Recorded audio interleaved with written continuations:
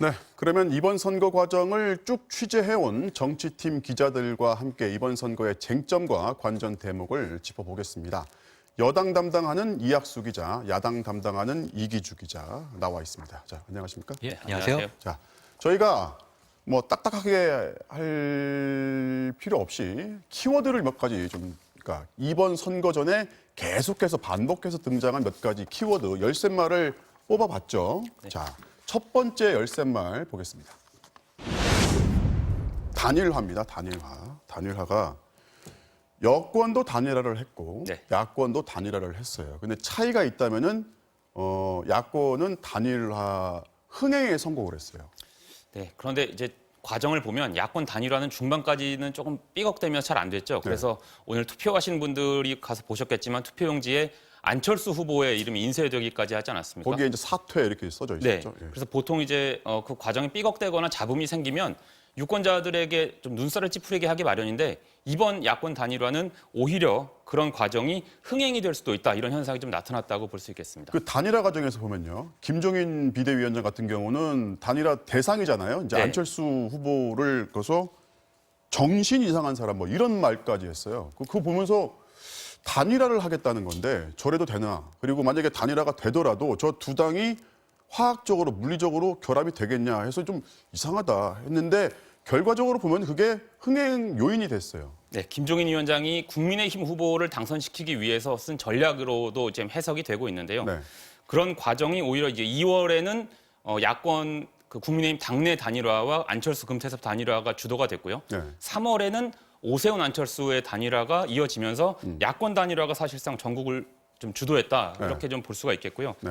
또 오세훈 후보는 이 과정에서 뒤지고 있다가 역전승을 한 후보라는 이미지가 좀 생겼어요. 그래서 좀 플러스가 요인이 됐고 또 단일화 이후에도 금태섭, 안철수, 나경원 이렇게 패배한 후보들이 네. 끝까지 선거운동에 함께하는 모습을 보여주는 것이 좀 차이점이 아니었나 이렇게 해석이 되고 있습니다. 자, 여권도 단일화를 했습니다. 네, 박영선 후보가 단일화를 2번 거쳐가지고 지금 여권 대표에 이제 후보가 된 건데 상대적으로 주목을 좀 덜 받았어요. 네, 이제 단일화에 나선 후보들끼리의 일종의 체급 차이랄까요? 이런 것들이 좀 많이 영향을 미친 것 같고요. 아, 정치적 역량의 체급 차이를 얘기하는 거죠? 물론 이제 소속 정당도 있을 것이고요. 후보 개인의 어떤 인지도 문제도 있을 것이고요. 김진애 의원의 열린민주당은 3석 그리고 조정훈 의원의 시대전환은 1석짜리 미니 정당입니다. 네. 또 이념적으로도 열린민주당 같은 경우에는 더불어민주당 이 지지층과 크게 다르다고 보기가 어렵습니다. 즉 지지층 확장에 한계가 있을 수 있다는 겁니다. 또 통상 단일화에 따른 이 후보 간 맞짱 토론 이런 것들이 주목을 받을 좋을 기회들인데 지금 앞서 얘기한 것처럼 야권 단일화 이런 것들에 좀 가린 감이 없지 않나 이런 생각이 듭니다. 그 단일화의 그 장점 중에 하나가 이제 이른바 시너지이고 그게 이제 이른바 이제 영역 확장의 효과도 있는데 상대적으로 영역 확장에서도 지금 야권이 좀 재미를 본 거죠. 성공을 했다고 볼 수 있죠. 민주당을 탈당한 금태섭 전 의원까지도 범야권의 단일화에 포섭을 한 데 성공을 했고요. 그렇죠. 또 김종인 위원장이 중도층이라고 분류가 되는 안철수 후보를 결국에는 끌어안는 모습을 보였거든요. 네. 그 안철수 후보를 국민의힘과 함께 단일화를 하면서 선거운동 막판까지 안철수 후보를 전면에 내세우는 선거운동이 이루어졌기 때문에 네. 영역 확장 면에서는 국민의힘 후보가 상당히 유리했다 이렇게 볼 수가 있겠습니다. 알겠습니다. 단일화는 여기까지 정리를 하고요. 두 번째 열쇠말 보겠습니다. 거짓말입니다. 거짓말. 저도 뭐 이번 선거 가지고서 매일 뉴스를 했지만은 이번 선거를 전하는 뉴스에 매일같이 등장했던 게 거짓말이었던 것 같아요. 거짓말. 네. 근데 이게 지금 거짓말이 여당에서는 야당 후보를 거짓말하는 후보라고 공략을 하면서 거짓말이라는 단어가 등장을 했고요. 반대로 야당에서는 막판에 여당 후보를 향해서 이제 존재 자체가 거짓이다라는 말로 이제 덮어쓰기를 했어요. 똑같이 거짓말이란 프레임을 씌웠는데 자, 이제 여당에서 공세를 펼쳤던 거짓말 후보 쟁점들이 꽤 있었어요. 네, 처음에 그 오세훈 후보의 내곡동 셀프 보상 의혹이 선거 중반으로 흐를수록 거짓말 논란으로 이제 바뀌게 됩니다. 네.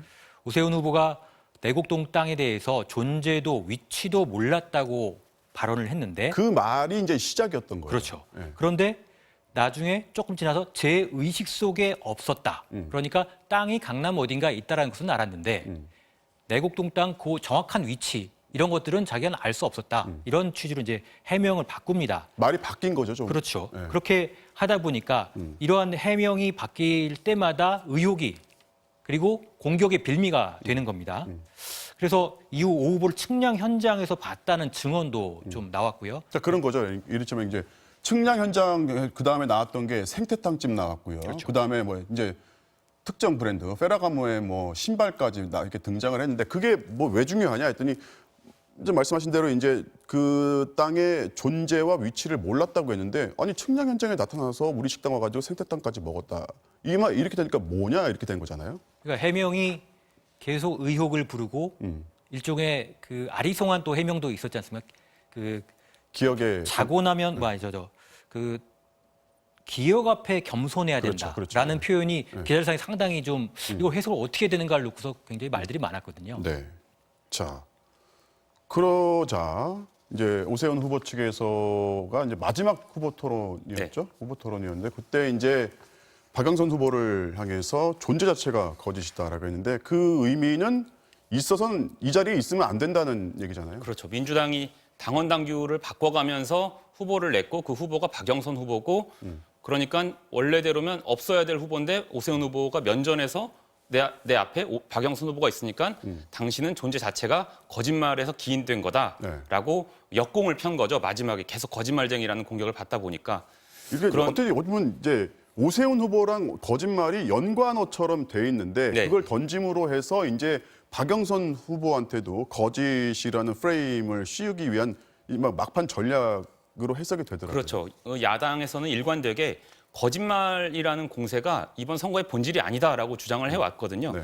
그래서 오히려 뭐 후보의 도덕성 검증은 중요하지만 결국에 남는 게 생태탕, 내곡동, 뭐 페라가모 이런 것들만 남았기 때문에 여당이 오히려 선거를 좀 희화화하지 않았냐라고 역공을 좀 펴왔거든요. 네. 그런 면에서 거짓말 공격을 좀 되받아 친 거기도 하고요. 네. 도덕성 검증은 사실 상당히 중요하기 때문에 나중에도 계속 이어질 사안이죠. 이게 지금 뭐 오늘 당선자는 오늘 밤중으로 결정이 날 겁니다. 결정이 나지만은 이 지금 어쨌든지 간에 내곡동 땅 관련해서 지금 서로 주고받은 고소고발들이 꽤 있잖아요. 그러니까 이 사안 자체가 지금 선거가 마무리된다고 해서 죽은 이슈가 되지는 않을 것 같아요.